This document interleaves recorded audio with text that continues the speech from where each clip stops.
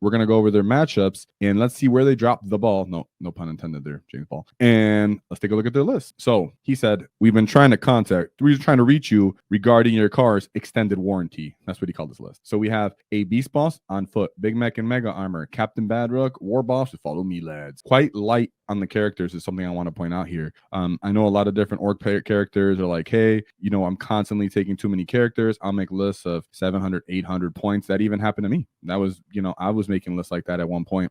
Yeah, here's already another archetype of people deciding I'm going to go for more value, more stuff, which in this meta, I can see totally working as we'll go through this in a bit, right? So we have Beast Snagger boys, one truck, but not only one, not only two, but yes, three battle wagons, a unit of flash kits, 3 units of Gretchen, 1 big unit of Mega Knobs with twin kill saws. Shout out to twin kill saws. A 2-man unit of Mega Knobs, a big unit of what we like to call the Scalpel Knob unit. So in this list, he's going hard. He's bringing all the transport, all these small units while they're still packed up in this wagon, right? He's still taking multiple 10-man units so they can get out, play the mission, get in a skirmish, wagon keeps moving. Disembark on different sides without having to touch and keep cohesion. That way maybe one unit can actually disembark in safety, even if the other one gets sacrificed, but people can't just straight up shoot a 20-man brick out of the wall, out the way, because that's the hard part about when you run wagons is when people start to disembark, it gets a little bit shifty, right? Of course, you can always put 10 boys or 10 Beast Snagger boys with flash kits in one of those wagons. Then you could take knobs and then some boys, Mega Knobs. So here you have pretty much SWAT teams, but these are big versions of what we like to call SWAT teams around here. We have 2 different units in one transport. That way you can throw different tools out as you need them. Very fun, different take. And of course, it's the rise of the battle wagon. A lot of people are like, I don't know how I feel about it. I was one of the people to tell you, I don't personally think they have a very, very great place to go if you're just running 1. You run 2. Now we've seen 3. Wasn't even expecting 3. I know people joked about it. James Ball don't joke about it. So let's see his matchups. So going into his first matchups is against Adeptus Custodes. That's what I'm looking to see, right? I want to look right away to see, does he have the, nope. Right off the bat, that's reason normally I go right off the top bottom. I wanted to point out, does he or does he not have? When we talk about Custodes and being a direct hard matchup for orcs, we tend to disregard that they have a very difficult time disembarking us. In my opinion, the matchup greatly increases in difficulty when they have Caladius grav tanks involved. But if they do not, you take advantage of the fact that you have big transports, you can stage peacefully, you can disembark, get the initiative, and hit them as hard as possible. You can use the wagon to stop them, to move them, to tag them, to delay them. All different things that the wagon can start coming into play. Custodes don't have great AP. A lot of them actually has AP -2. So wagon having reduced AP by 1 means it can actually touch and tag these boys while the other boys run around and play the mission. It saves them from the Alaris. The Alaris Custodians are great at just shifting boys, knobs, flash kits. They'll reroll wounds. Even if they're winning on 6s, they have good volume. They'll chip you away. In this case, they're not getting the initiative on you.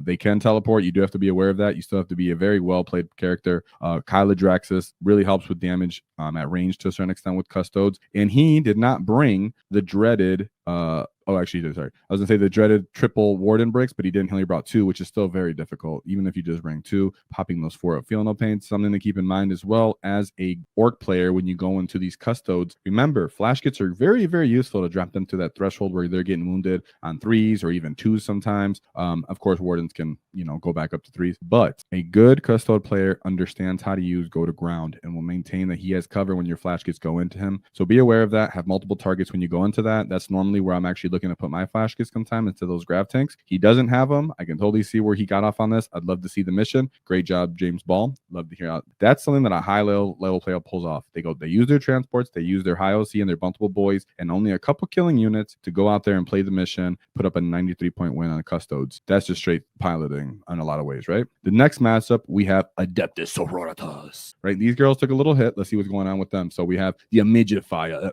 Magnifier? Sorry, I messed her up. Morgan Vol. I actually really appreciate that. And then the Palatine. You see they drop their little 6-woman cathedral. I'm having a brain fart right now, but they drop their sister that allows them to give them, their character allows them to give them a bunch of miracle dies at whim.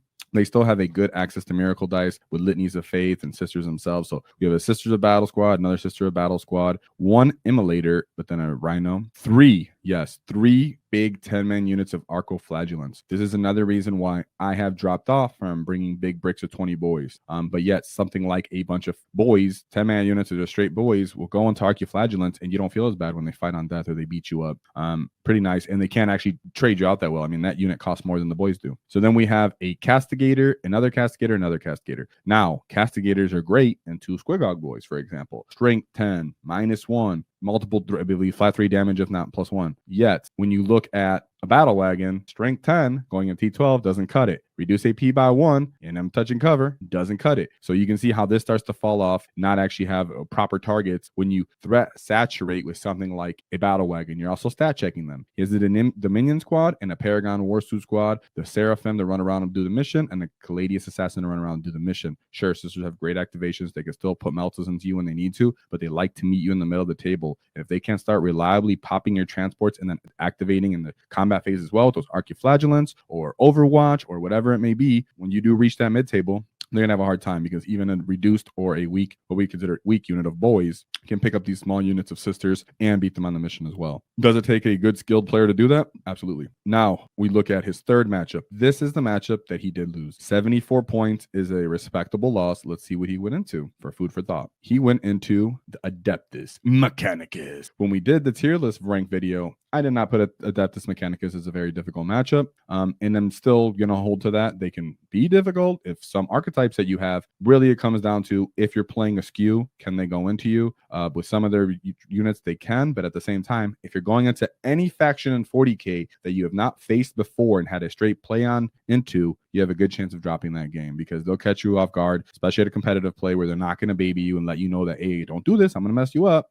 You could run into traps, get messed up. So I'm still holding to my reins, but that can go either way. So we have Skitarii Marshal, Tech Priest, Manipulus, another Tech Priest Manipulus, Skitarii Vanguard, and then the Breachers actually have the capability to pop WAAAGH. We have the Stalkers, which get to move around. I believe they come down. The Sky Stalkers, yeah, they get to move and then go back into reserve. And then we have 1, 2, 3 of the Ballistari Twin Cognis Las Cannon. So if you're running triple wagons and someone decides I'm going to come at you with twin Las Cannons and Breachers, yes, you're going to have a hard time. Then you have these multiple Dragoons that can run up and clean up your infantry. They're actually fast enough to close the distance on your wagons if you start to stage. And then he comes with a couple transports in case he has to play the side flanks of the mission. Could they catch you off guard? Yes. Is this actually just a bad counter in some ways to the triple war battle wagon list? Absolutely. And that's what you have to be ready to happen when you're playing, because even James Ball, being an exceptional player, put up 74 points, but it wasn't enough to actually put him in the win. Then we go into his fourth matchup, which is Blood Angels competitive, playing the Gladius Task Force, which I think is their best version of detachment they can bring. But if they bring their own detachment, the Sons of Sanguinius, it does get into orcs for the most part. We have a Chaplain with Jump Pack, Commander Dante, Judiciar with Under Vitamin, Lamartise, Librarian of Phobos Armor, Lieutenant with Combi Weapon and Artifice Armor, and Sanguinius Priest with a Jump Pack. Sanguinary Priest with a Jump. It feels a bit character heavy, even though they are all quite cheap. We have an Assault Intercessor with Jump Pack. We have 2 of those. Ball Predator, Blade Guard Veteran, Death Company Marines with Jump Packs, Death Company Marines with Jump Packs again, but this is a 5-man unit. Infiltrators, Repulsor, Vanguard Veteran with Jump Pads. So I very much appreciate that he's constantly coming with the Jump Packs. He's ready to go. Yet again, like we like to talk about, you're not popping my wagons as long as I pre-measure you and you're not using a big enough unit. Maybe if I chip you in Overwatch, you're not going to wrap me. You're not going to blow me up. And if you do, maybe one of them. And then you actually don't trade too well when I run into you. If I choose to automatically fight on death, into something like a Death Company, for example. Death Company and Knobs, just go trade out. Here we go. Go ahead. Flash kits can pick you up when you're moving around the battlefield. These Jump Pack Marines, so a good Flash kits placement in this kind of matchup helps deal with other countering melee armies as well. So I'm really much into that. But let's see his fifth matchup, which is going into the World Eaters. What is this list? Let's see what the World Eaters archetypes kind of looking like, right? We got an Angron, Lord Invocatus, no enhancement. World Eaters, Demon Prince with wings with a helm of brazen ire. This one wasn't brought before too often, but here I'll just tell you what it does. +1 armor save, and it has damage. So it makes this Demon Prince kind of like a wannabe Catan. Then we have a World Eater, because they also get a 6-up Feel No Pain from the army rule if they choose. Master Execution with Berserker's Glaive. And then, and the Lord on Juggernaut with Favorite of Corn, which, you kind of need to bring if you're going to bring Angron. So we have Jackals, Corn Berserkers just to escort those melee characters. Multiple Chaos Bond. These Chaos Bond can end up giving a great Feel No Pain if you pick an army-wide Feel No Pain. So that's why earlier I mentioned you can have the Feel No Pain because you could choose to as World Eater to have a 6 of Feel No Pain, which for the spawn, it becomes a better Feel No Pain. Then we have World Eaters with the 4-inch Fiend, World Eaters Mauler Fiend. I think Mauler Fiend is actually pretty dope if you ingress it. You know, and if you have any kind of, let's say, like shooting, for example, you shoot it with this World Eater's Forge Fiend. The Mauler Fiend now gets +2 to his charges when it comes in for reserve, because pretty much it gets like a bloodthirst kind of thing where if something's hurt already, not at full health, it gets +2 to his charges. So it becomes a reliable, really hard-hitting, reliably hard-hitting rapid ingress unit with a good tank shot. That being said, World Eaters run into the same problem here where they run into a lot of other times is going into orcs, you're not popping our transport if you don't shoot. You can run up in our face all you want, but if I can actually get the initiative off on you, and then when I do get my big unit to you, or you do get your big unit to me, I could fight on death. Which an assured fight on death into an elite army really, really hurts. I would just say this World Eater Demon Prince though does need to be handled, because flash kits are not going to deal with him, and if the person's smart, he'll try to hunt down your flash kit unit real quick.